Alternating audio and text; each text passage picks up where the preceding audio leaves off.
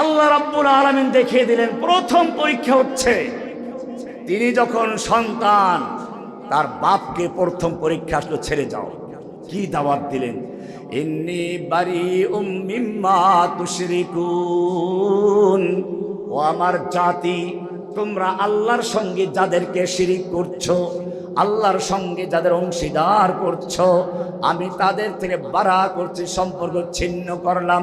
ইন্নী ওয়াজ্জাহাতু ওয়াজহিয়া লিল্লাযী, আমি আমার চেহারা মুতাওয়াজ্জু করলাম কার সামনে? লিল্লাযী ফাতারাস সামাওয়াতি ওয়াল আরদা, ওই মহান জাতের সামনে, মহান স্রষ্টার সামনে, যিনি আসমান জমিন চন্দ্র সূর্য গ্রহ নক্ষত্র সবগুলো সৃষ্টি করেছেন।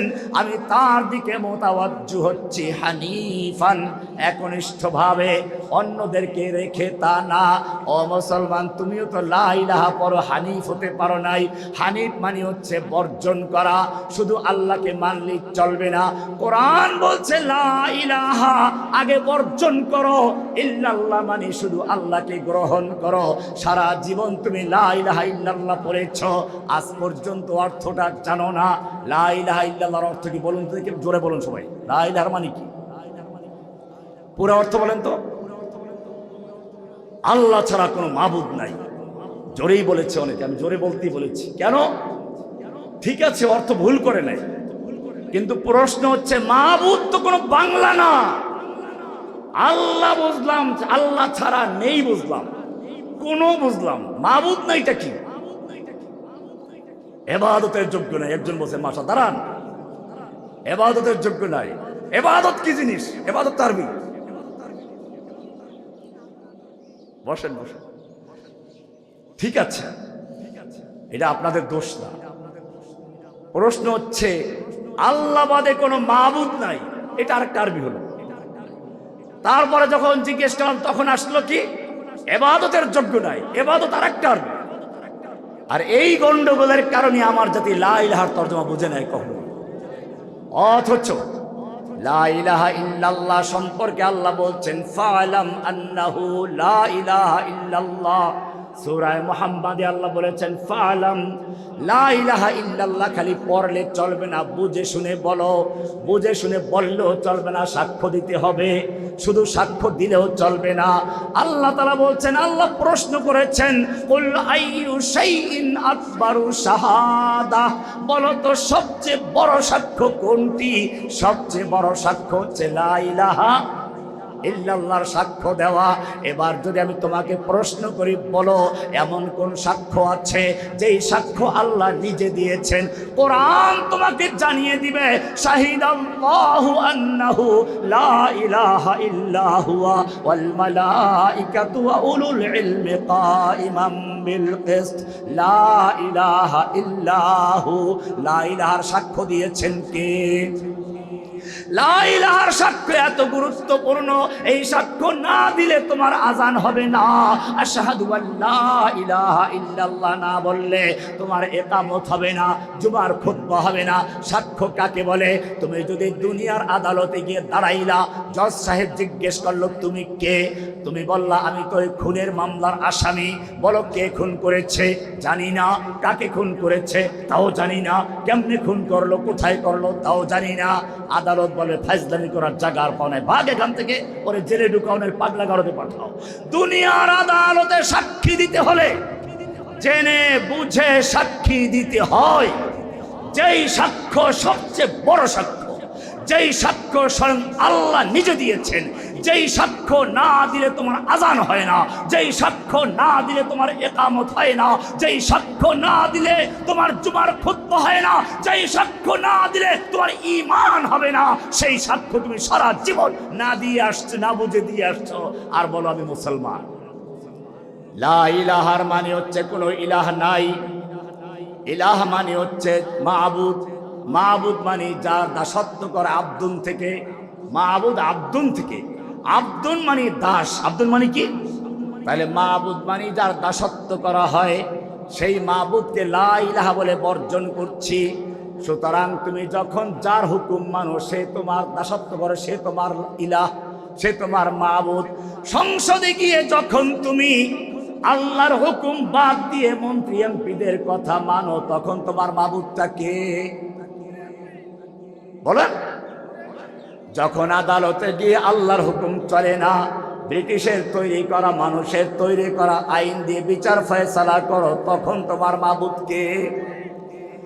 ইমাম সাহেবের পিছনে একটু আগে নামাজ পড়লা, কোরআন দিয়ে তেলাওয়াত সুন্দর শুনলা, এবারে এলাকায় একটা বিচার বসলো, সালিসি বসলো, বিচার কি ইমাম সাহেব করবেন না চেয়ারম্যান সাহেব করবেন?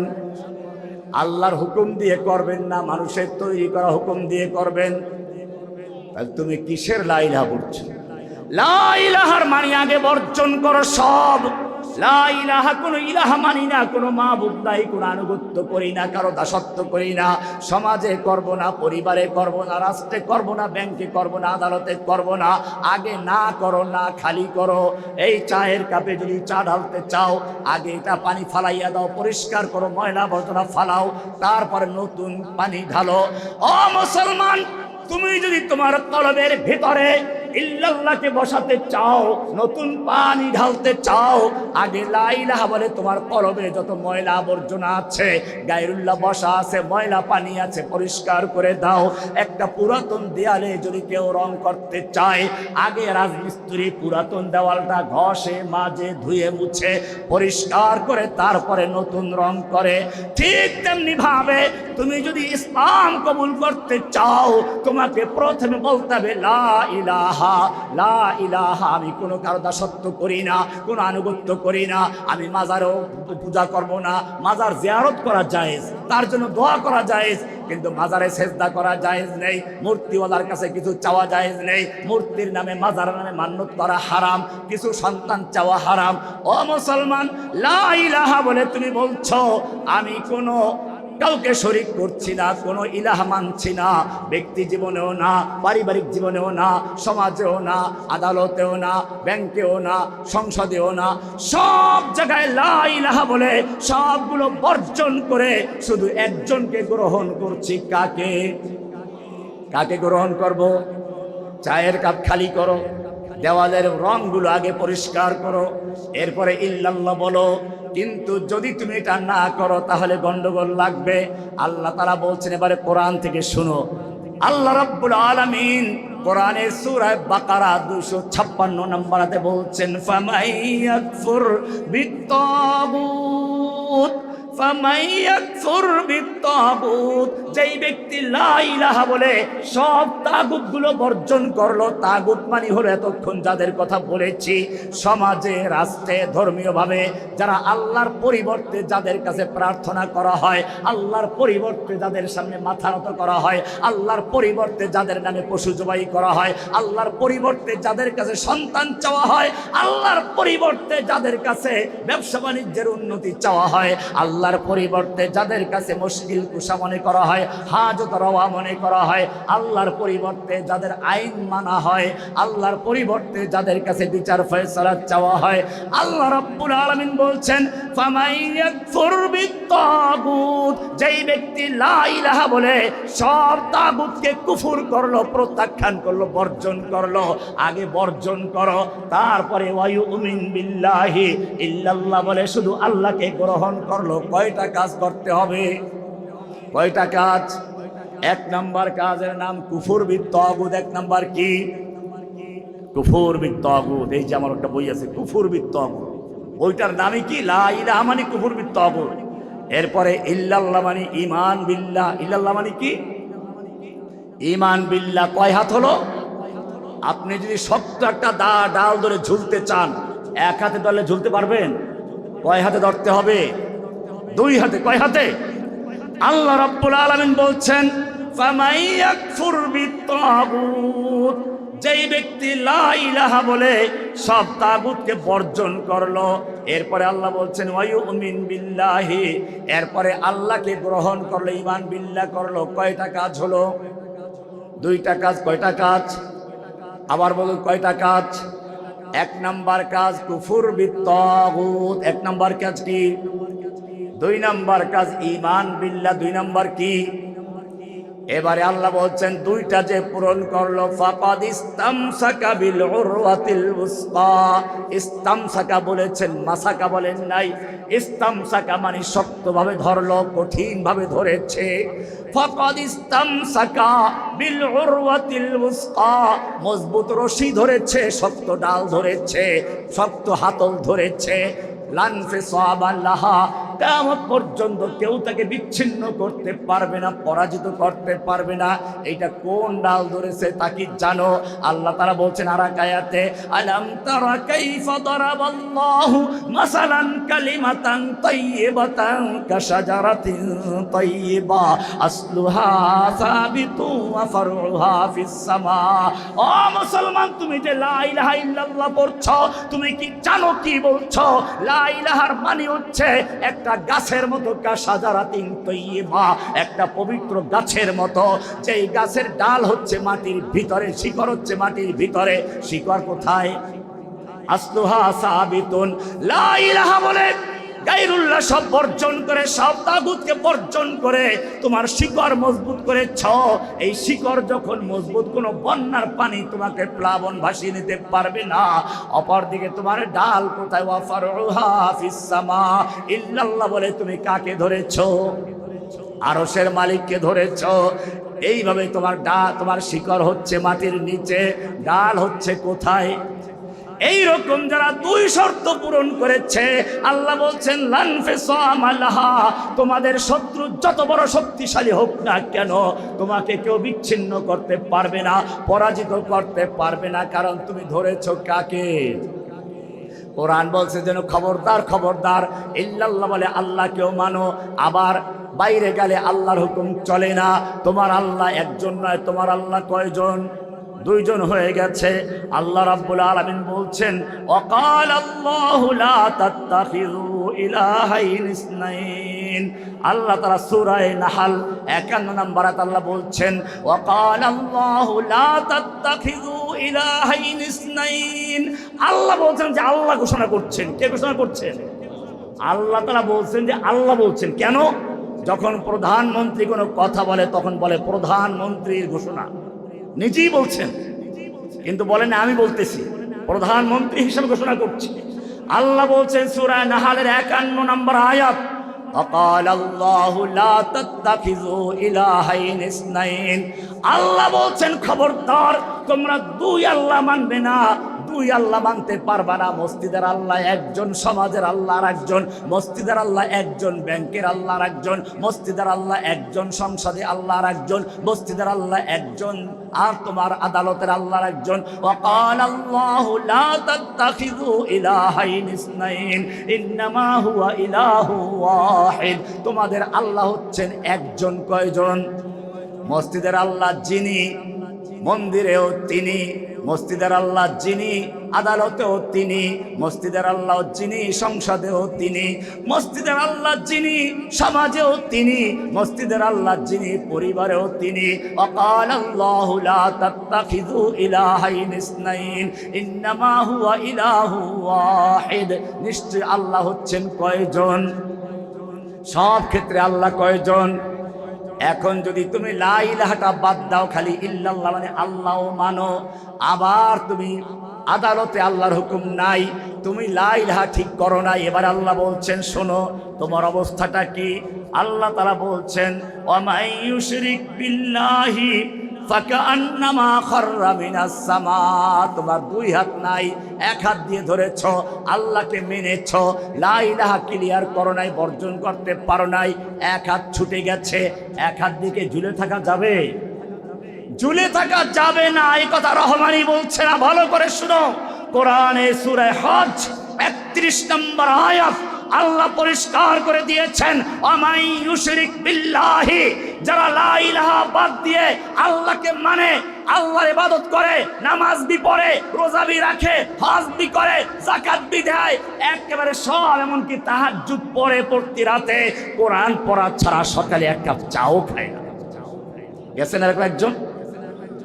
সব মানে, কিন্তু আল্লাহর হুকুম সমাজে মানতে রাজি না। বাস্তবে মানতে রাজি না। আল্লাহ তাআলা বলছেন ওয়ামাই ইউশরিক বিল্লাহি, যেই ব্যক্তি আল্লাহর সাথে শিরিক করলো, মসজিদে থেকে আল্লাহকে মানে আবার বাইরে মানে না, শিরিক করলো, দুইজন আল্লাহ মানলো, ফাকান্নামা খাররা মিনাস সামা, ওর হাত একটা ছুটে গেছে আর একটা ছিটকে পড়েছে। খররা মানে কি? খররা ইয়াখিরু, আরবি যারা জানে তারা বুঝবে, ছিটকে পড়া মানে রশি ছিঁড়ে গেছে। ফাকান্নামা খাররা মিনাস সামা, আসমান থেকে ছিটকে পড়েছে। ফাতাখতাফুহু তাইরু, তাকে পাখি ছো মেরে নিয়ে গেছে। পাখি, কোন পাখি ছো মেরেছে? চিল পাখি, বাস পাখি, মাছরাঙ্গা না? না না, তোমার লা ইলাহা ক্লিয়ার নাই, তুমি আল্লাহ মানো আবার আল্লাহর হুকুম বাইরে মানতে রাজি না। তোমাকে ছো মেরে নিয়ে যায় বাউল পাখি, বাউল পাখি এসে ছো মেরে তোমাকে বাউল বানায়। আবার তোমাকে কাদিয়ানি পাখি ছো মেরে কাদিয়ানি বানায়। খ্রিস্টান পাখি এসে খ্রিস্টান বানায়। নাস্তিক পাখি ছো মেরে নাস্তিক বানায়।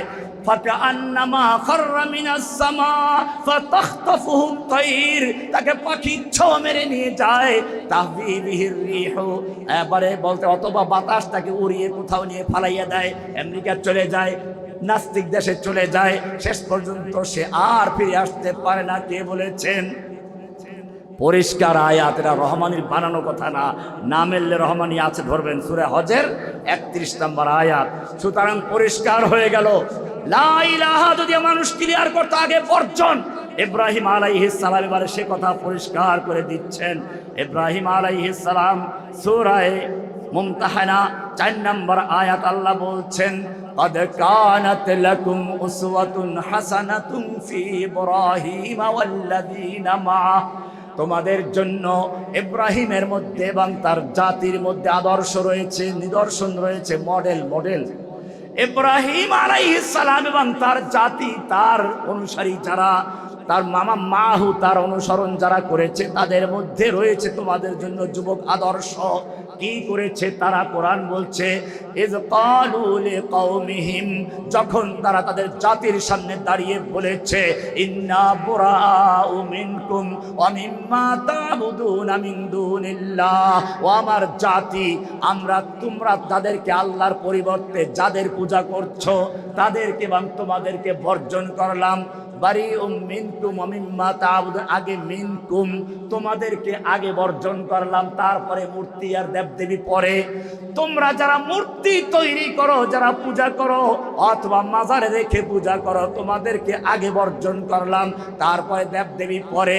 বারিউম মিম্মা قد كانت لكم أسوة حسنة في إبراهيم والذين معه إذ قالوا لقومهم, যখন তারা তাদের জাতির সামনে দাঁড়িয়ে বলল, ও আমাদের জাতি শুনো, আমরা তোমাদেরকে বারা করলাম, সম্পর্ক ছিন্ন করলাম তোমাদের থেকে এবং তোমরা যা পূজা করো তাদের থেকে।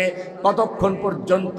হাত্তা তুমিনু বিল্লাহি ওয়াহদাহু ওয়া বাদা বাইনানা ওয়া বাইনাকুমুল আদাওয়াতু ওয়াল বাগদাউ আবাদা, আমাদের মাঝে তোমাদের মাঝে চিরশত্রুতা শুরু হয়ে গেল, ঘৃণা তৈরি হয়ে গেল। হাত্তা তুমিনু বিল্লাহি ওয়াহদাহু, এক আল্লাহর আনুগত্যের দিকে ফিরে না আসা পর্যন্ত, যতক্ষণ পর্যন্ত এক আল্লাহর আনুগত্য না করবে ততক্ষণ পর্যন্ত তোমাদের সঙ্গে আমার কোনো সম্পর্ক নেই, বারা করছি, সম্পর্ক ছিন্ন করছি। কে বলেছে? আল্লাহ বলছেন যে ইব্রাহিম আলাইহিস সালাম এরকম ভাবে ঘোষণা করেছে। সেই কারণেই আল্লাহ তাআলা বলছেন মিল্লাতা আবিকুম ইব্রাহিম। এইবারে দাওয়াতের আরেকটু পরিধি বাড়লো। এবারে গেল শাসকের সামনে, বাপকে দাওয়াত দিলেন, কওমকে দাওয়াত, এই যাও কারাগার থেকে দুজন বন্দী নিয়ে আসো, আরেকটা তলোয়ার নিয়ে আসো। একটাকে দ্বিখণ্ডিত করে ফেলে এক কোপে হত্যা করলো, আর একজনকে ছেড়ে দিল। এইবারে নমরুদ বলল, এই তো আমি জীবন মরণের মালিক, আমি তো রব। ইব্রাহিম আলাইহিস সালাম বললেন, ঠিক আছে, ভালোই হয়েছে। কারণ যদি সে শুধু দাবি করত আমি জীবন মরণের মালিক, তাহলে সামনে দলিল দেওয়া কঠিন হতো। দেখা গেল সে তো শুধু দাবি করছে না, দাবির সঙ্গে সে বাস্তবায়ন করে দেখাচ্ছে, প্রমাণ দিচ্ছে। ঠিক আছে, এইবারে আর একটু শক্ত দলিল, আগেরটা ছিল দুর্বল দলিল পরীক্ষা করার জন্য, এইবারে শক্ত দলিল পেশ করলেন। আলা ফাইন্নাল্লাহা ইয়াতি বিশ-শামসি মিনাল মাশরিকি ফাতি বিহা মিনাল মাগরিব, ও বাদশা শুনো, আমার রবের আরো পরিচয় আছে। আমার রব প্রতিদিন সকালে পূর্ব দিক থেকে সূর্য উঠায়, পশ্চিম দিকে ডুবায়। ফাতি বিহা মিনাল মাগরিব, তুমি যদি পারো তাহলে পশ্চিম দিক থেকে উঠাও, পূর্ব দিকে ডুবাও। এখন তো খালি দাবি করলেই চলবে না, কি করতে হবে? আগেরটা প্রমাণ করে দেখাইছে, এখন দেখাইতে হইবে না? এইখানে ধরা খেয়ে গেছে। নতুবা দাবি করতে পারতো, এটা আমিই করি, কিন্তু দাবি করলেই চলবে না। ইব্রাহিম আলাইহিস সালাতু ওয়াস সালাম বললেন, এবারে তুমি পশ্চিম দিক থেকে সূর্যটা উঠাও, পূর্ব দিকে ডুবিয়ে দেখাও। ফাবুহিতাল্লাযী কাফার, এবারে কাফেরটা হতভম্ব হয়ে গেল, লা জবাব হয়ে গেল। কি করা যাবে? কোরআন বলছে, আলাম তারা ইলাল্লাযী হাজ্জা ইব্রাহিম ফি রাব্বিহি আন আতাহুল্লাহুল মুলক ক্বালা ইব্রাহিম রাব্বিয়াল্লাযী ইউহয়ী ওয়া ইউমীত। এই আয়াতগুলো আছে সূরা বাকারা 258 নম্বর আয়াতে আছে। এবারে ইব্রাহিম আলাইহিস সালাতু ওয়াস সালাম চিন্তা করলেন, এই জাতিকে তো এরকম শিক্ষা দিলেই চলবে না, আরো কঠিন পদক্ষেপ নিলেন। ইব্রাহিম আলাইহিস সালাতু ওয়াস সালাম দাওয়াতে যখন কাজ হলো না, এইবারে বাবার সামনে গিয়ে বললেন, লাকা, আল্লাহ বলছেন, ইয ক্বালা লিআবিহি ওয়া কওমিহি মা হাযিহিত তামাসিলুল্লাতী আনতুম লাহা আকিফুন।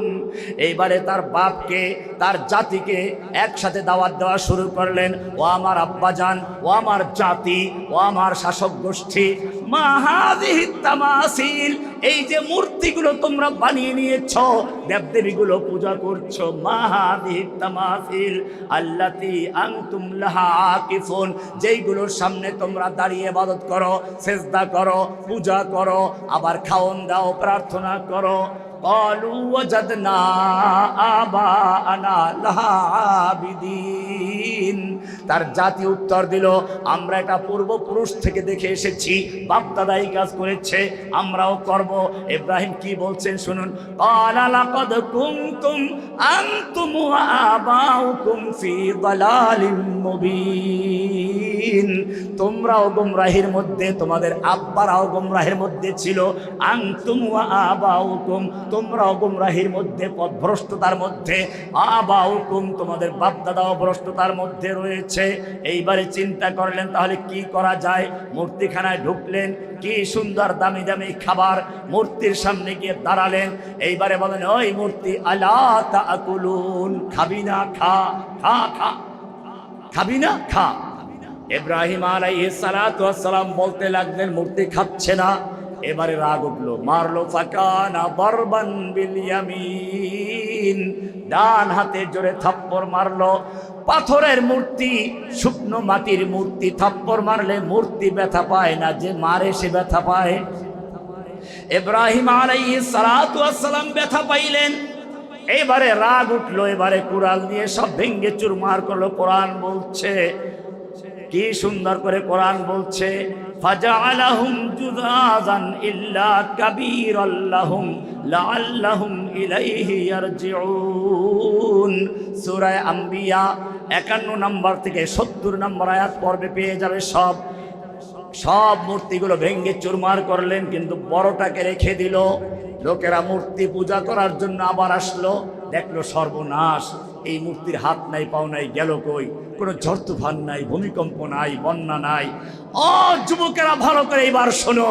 নমরুদকে খবর দিল, নমরুদ চলে আসলো। অনেকক্ষণ পর্যন্ত চিন্তা করে প্রথম প্রশ্ন করলো, হাল মিন ফাতান ইয়াজকুরু আলিহাতানা, এই এলাকায় আমাদের সমাজে এমন কোন যুবক আছে কি যেই যুবক এই মূর্তিগুলো সুনজরে দেখে না, মূর্তিগুলো ভালোবাসে না, মূর্তির সমালোচনা করে? যুবকের প্রশ্ন কেন আসলো? তাফসিরে লেখে, নমরুদ এমনি বিচক্ষণ ছিল, সে অনেকক্ষণ চিন্তা করে বুঝতে পারলো এই কোটা আন্দোলন শুধু কোটা আন্দোলন নয়। ওই নমরুদ বুঝতে পেরেছিল, অবশ্যই লেডি ফিরআউন বুঝে নাই। লেডি নমরুদ বুঝতে পারে না এই কোটা আন্দোলন কোথায় চলে যাবে। ঝড়ো হাওয়ার মেঘ দেখেই তো বোঝা যায়, কিন্তু নমরুদ ঠিকই বুঝেছে। নমরুদ বলল, হাল মিন ফাতান ইয়াজকুরু আলিহাতানা, এলাকায় এমন কোন যুবক আছে কি যেই যুবক আমাদের মূর্তি সুনজরে দেখে না? যুবকের প্রশ্ন কেন করলো? তাফসিরে লেখে নমরুদ চিন্তা করলো কোনো ঝড় তুফান হলো না, ভূমিকম্প হলো না, মারামারি হলো না, যুদ্ধ হলো না, এই মূর্তিগুলো ভেঙ্গে চুরমার করলো, আবার বড়টাকে ভাঙ্গে নাই। নিশ্চয়ই এটা মূর্তি ভাঙ্গা পর্যন্ত শেষ নয়, এটা হচ্ছে এই মূর্তির সমাজকে ভেঙ্গে দিয়ে এই খুন লুট তরাজ ধর্ষণ চাঁদাবাজির সমাজকে ধ্বংস করে দিয়ে এক তাওহীদের সমাজ গড়ার জন্য নতুন এক বিপ্লব শুরু হয়েছে। আর সেই বিপ্লবের সূচনা শুরু হয়েছে মূর্তি ভাঙ্গা দিয়ে। আর এই রকম কোন বিপ্লব তৈরি করা কোন বুড়ো মানুষের মাথায় ঢুকে না, এটা ঢুকে তো ওসমান হাদিদের মাথায় ঢুকে, এটা ঢুকে তো আবু সাইদদের মাথায় ঢুকে, এটা ঢুকে তো সেই মুগ্ধদের মাথায় ঢুকে, ইব্রাহিমের মাথায় ঢুকে, আসহাবে কাহাবদের মাথায় ঢুকে। এই জন্যই নমরুদ প্রশ্ন করেছে কোন যুবক আছে কি? এবারে লোকেরা বলল হ্যাঁ হ্যাঁ, কোরআন বলছে সামি'না ফাতান ইয়াযকুরুহুম ইউকালু লাহু ইব্রাহিম। সবাই দৌড়ে বলল হ্যাঁ হ্যাঁ, একজন যুবক আছে যে আমাদের মূর্তিগুলো সুনজরে দেখে না, মূর্তির সমালোচনা করে, তার নাম হচ্ছে ইব্রাহিম। ইব্রাহিমকে ধরে আনা হলো, জিজ্ঞেস করলো তুমি এটা কেন করেছ? ক্বালু মান ফাআলা হাযা বিআলিহাতিনা, এই আমাদের আল্লাহদের সাথে এই কাজটা কে করেছে? ক্বালা বাল ফাআলাহু কাবীরুহুম হাযা, এই বড়টাই করেছে, এই বড়টাই। এই বড়টা বলতে কি বুঝছে? তিনি মিথ্যা বলেন নাই, মানে নিজেকে মনে মনে নিজে ওরা বুঝছে বড় মূর্তি। এবারে ক্বালু হাররিকুহু ওয়ানসুরু আলিহাতাকুম, আর কোনো জবাব নেই। একই জবাব, তাকে আগুনে পুড়িয়ে দাও। আর এক পরীক্ষার সম্মুখীন হলেন, আগুনে পুড়িয়ে দাও, হাররিকুহু, আগুনে নিক্ষেপ করো। এবারে আগুন প্রজ্বলিত করা হলো, ইব্রাহিমকে নিক্ষেপ করা হবে। চতুর্দিক থেকে কাঠ জড়ো করা হলো, বিশাল কুণ্ডলি পাকানো হলো, ইব্রাহিমকে আগুনে নিক্ষেপ করা হচ্ছে। ইব্রাহিম আলাইহিস সালাতু ওয়াস সালাম দাঁড়িয়ে আছেন। জিবরাইল পর্যন্ত আল্লাহর কাছে ফরিয়াদ করে বলছে রব্বুল আলামিন, তোমার ইব্রাহিমকে তো আগুনে নিক্ষেপ করা হচ্ছে, তুমি একটু সাহায্য করো না, ওরা তো পুড়িয়ে ফেলবে। আল্লাহ তাআলা যেন বলতে চান জিবরাইল শোনো, আমার সাহায্য আসার একটা নিয়ম আছে। বান্দার ক্ষমতা যেই পর্যন্ত আসে সেই পর্যন্ত সে ব্যয় করবে, তার শক্তি সামর্থ্য শেষ করবে, তারপরে আমার সাহায্য শুরু হবে। ওই যে ইউসুফ আলাইহিস সালামকে দেখো নাই, দরজা 7টা বন্ধ, 7 তলার উপরে, তারপরেও দৌড় দিয়েছেন। কেন দৌড় দিয়েছেন জানো? কারণ হচ্ছে তিনি জানেন নবী, ওই দরজা পর্যন্ত যাওয়ার ক্ষমতা আমার আছে, ওই পর্যন্ত গেলে আল্লাহ সাহায্য করবে।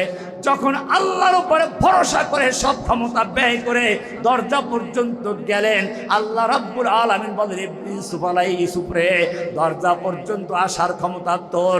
এরপরে দরজা ক্ষমতার মালিক আল্লাহ, একটা একটা করে সব দরজাগুলো খুলে দিয়েছেন কে? ইব্রাহিম আলাইহিস সালাতু ওয়াস সালামকে আগুনে নিক্ষেপ করা হচ্ছে। আসমান জমিনের সব কিছু কান্নাকাটি শুরু করে দিল। আল্লাহ বলছেন না, দেখি তারা কি করে। আগুনে নিক্ষেপ করা হচ্ছে, আল্লাহ তাআলা বলছেন কুলনা ইয়া নারু কুনি বারদাও ওয়া সালামান আলা ইব্রাহিম। কুলনা ইয়া নারু, ও আগুন আমি তোমাকে বলছি, কুনি বারদান, ঠান্ডা হয়ে যাও। আগুনের মালিক কে? ঠান্ডা করার মালিক কে? পোড়াবার ক্ষমতা দেওয়ার মালিকও কে? কুলনা ইয়া নারু কুনি বারদান, ও আগুন ঠান্ডা হয়ে যাও, আরামদায়ক ঠান্ডা হও। বারদান ওয়া সালামান, আমার ইব্রাহিমের জন্য কোনো কষ্ট না হয়। ও যুবকের, আমি জিজ্ঞেস করতে চাই যে আল্লাহ রাব্বুল আলামিন ইব্রাহিমের জন্য নমরুদের আগুনকে ঠান্ডা করে দিয়েছিলেন, সে আল্লাহ এখনো জীবিত আছেন কিনা? সে আল্লাহর শক্তি আগের মতো আছে কিনা, না দুর্বল হয়ে গেছেন? তাহলে নরেন্দ্র মোদীর পারমাণবিক বোমা, ক্ষেপণাস্ত্রের বহর, যে বিমানের বহর, ট্যাঙ্কের বহর আর সাবমেরিনের বহর দেখে ভয় পেলে চলবে? ঠান্ডা করে দেওয়ার মালিককে? আল্লাহ তাআলা বুড়ো হন নাই, কবি বলছেন লা নিদ্দা ওয়ালা জিদ্দা ওয়ালা হাদ্দা লিমাওলা আল আনা কামা কানা ওয়ালাম ইয়ালকা জাওয়ালা ফরদুন সামাদুন আন সিফাতিল খালকি বারিয়ুন রব্বুন আযালিয়ুন খালাকাল খালকা কামালা ইন শিতা মিনাল খাউফি আমানা ওয়া সালামা ফা'বুদহু ইয়াকিনান বিগুদুবি ওয়া আসালা ইন শিতা মিনান নারি নাজাতাও ওয়া ফালাহা ফা'বুদহু ইয়াকিনান বিগুদুবি ওয়া আসালা। আল্লাহ বুড়ো হন নাই, আগের মতোই আছে, তবে ইব্রাহিমের মতো ঈমানের তো প্রয়োজন আছে। ইব্রাহিম বলছেন হানিফান, সব বর্জন করলাম। আবার বলছেন ওমা আনা মিনাল মুশরিকিন, আমি মসজিদে এক আল্লাহকে মানবো, বাইরে আর এক আল্লাহকে মানবো তা না। ওমা আনা মিনাল মুশরিকিন। आज भी जो करे इब्राहिम का ईमान पैदा, आज भी जो करे इब्राहिम का ईमान पैदा, आग कर सकती है अंदाज गुलिस्तां पैदा। এবারে আরো সামনে চলো। আল্লাহ ইব্রাহিমের জন্য ঠান্ডা করেছেন, পরীক্ষা শেষ হয় নাই। এবারে আল্লাহর কাছে সন্তান চাইলেন, বুড়ো বয়সে আসলো সন্তান। আল্লাহ রাব্বুল আলামিন বললেন যাও তোমার স্ত্রী সন্তানকে ওই মরুভূমিতে গিয়ে রেখে আসো। কি এক কঠিন পরীক্ষা। সন্তানকে রেখে যাচ্ছেন, স্ত্রীকেও রেখে যাচ্ছেন, কয়েকটা মাত্র খেজুর একটু পানি রেখে যাচ্ছেন, আর তাকাচ্ছেন না পিছনের দিকে। স্ত্রী দৌড়ে বলছে যাও কোথায়, কোনো কথা নাই, তাকাচ্ছেন না, চোখ দিয়ে পানি পড়বে, মায়া লাগবে, আল্লাহর হুকুম পালন করতে কষ্ট লেগে যাবে। স্ত্রী বুঝতে পারলো এটা নিশ্চয়ই আল্লাহর কোনো হুকুম আছে। বললো এটা আল্লাহর হুকুম কিনা? বলে হ্যাঁ এটা আল্লাহর হুকুম। এতটুক বলে চলে গেলেন। ও মুসলমান, ভালো করে শুনে রেখো, আল্লাহ পরীক্ষা করবেন যাদেরকে, পরীক্ষায় পাশ করলেই কেবল তোমাদের নেতৃত্ব দিবেন। ইব্রাহিম সন্তান রেখে যাচ্ছেন, বুড়ো বয়সের সন্তান, স্ত্রী রেখে যাচ্ছেন, তাকাচ্ছেন না। যখন পর্দার আড়ালে চলে গেল, এবারে চোখের পানি ছেড়ে দিয়ে বলছে রব্বুল আলামিন قال ربنا إني أسكنت من ذريتي بواد غير ذي زرع عند بيتك المحرم